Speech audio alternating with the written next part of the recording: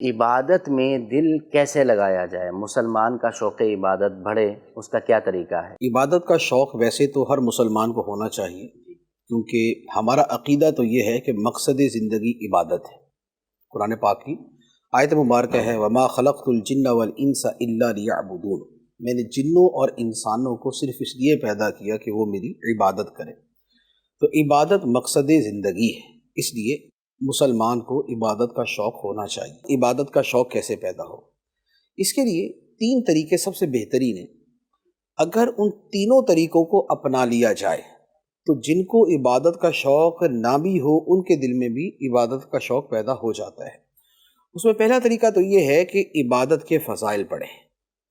نماز کے فضائل ہیں، روزے کے ہیں، زکوٰۃ کے ہیں، راہ خدا میں خرچ کرنے کے ہیں، تلاوت قرآن کے ہیں، اللہ کے ذکر کے ہیں، درود پاک کے ہیں۔ تو آپ نے دیکھا ہوگا کہ جب بندہ کسی شے کی فضیلت پڑھتا ہے تو اس کی طرف مائل ہو جاتا ہے۔ بہت سے ایسے لوگ ہیں کہ جو اتنی کثرت سے درود پاک پڑھتے ہیں کہ ان پہ رشک آتا ہے۔ اچھا، ویسے وہ بالکل ایک نارمل لائف گزار رہے ہوتے ہیں، کوئی بہت زیادہ مذہبی نہیں ہوتے، لیکن درود شریف بہت پڑھتے ہیں۔ اب وہ ان سے پوچھے نا کہ کیا وجہ ہے، تو پتہ چلتا ہے جی انہوں نے کبھی کوئی کتاب پڑھی تھی درود شریف کے فضائل پہ، تو اس لیے وہ بہت زیادہ درود شریف پڑھتے ہیں۔ اچھا، کسی نے اللہ کے ذکر کے بارے میں فضائل پر کوئی کتاب پڑھی تھی، اس کو اس کا شوق پیدا ہو جاتا ہے۔ تو یوں عبادت کے فضائل پر کتابوں کا مطالعہ کرنا یہ اس حوالے سے بڑا مفید ہوتا ہے، ایک بات۔ دوسری بات یہ ہے کہ عبادت گزاروں کے واقعات پڑھیں۔ عبادت گزاروں کے جو واقعات ہیں یہ یوں کہہ لیں کہ یہ دل کو بہت جلد عبادت کی طرف مائل کرتے ہیں۔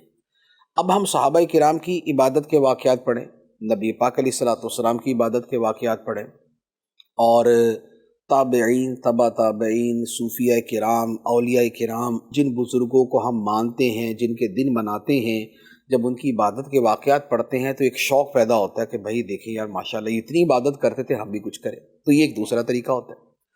تیسرا طریقہ یہ ہے کہ عبادت گزاروں کی صحبت میں رہیں۔ کسی کو اگر کوئی ایسا شخص مل جائے کہ جسے عبادت کا شوق ہو تو جتنا اثر کسی عبادت گزار کی صحبت سے ہوتا ہے اتنا کسی شے سے نہیں ہوتا۔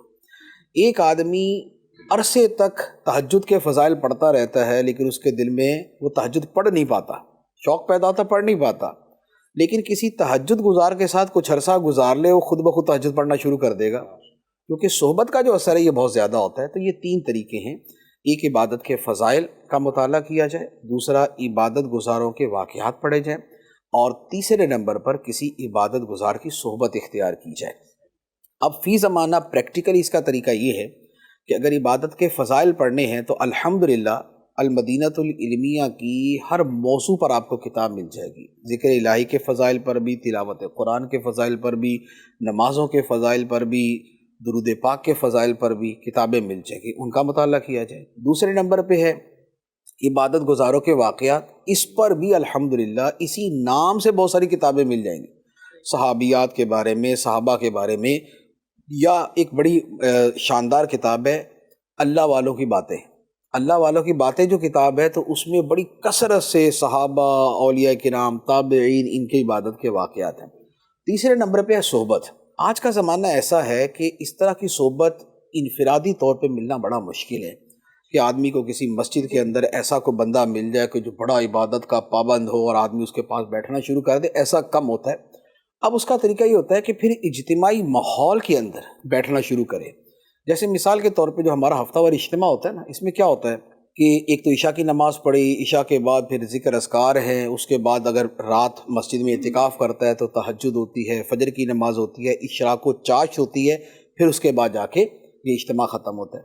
اچھا، اس کے علاوہ پھر یہ جو صبح فجر کی نماز کے بعد تفسیر قرآن کا حلقہ لگتا ہے، تو تفسیر قرآن کا جو حلقہ لگتا ہے اس کے اندر بھی یہی ہے کہ تفسیر فجر کی نماز پڑھی، تفسیر قرآن سنی، تلاوت کی، اس کے بعد اشراق و چاشت پڑھی، اور اب یہ جو حلقہ ہوتا ہے یہ مکمل ہو جاتا ہے۔ تو پھر یہ جو اجتماعی ماحول ہوتا ہے اس میں اپنے آپ کو جوڑ لینا جو ہے یہ پھر آدمی کو عبادت کی طرف لے آتا ہے۔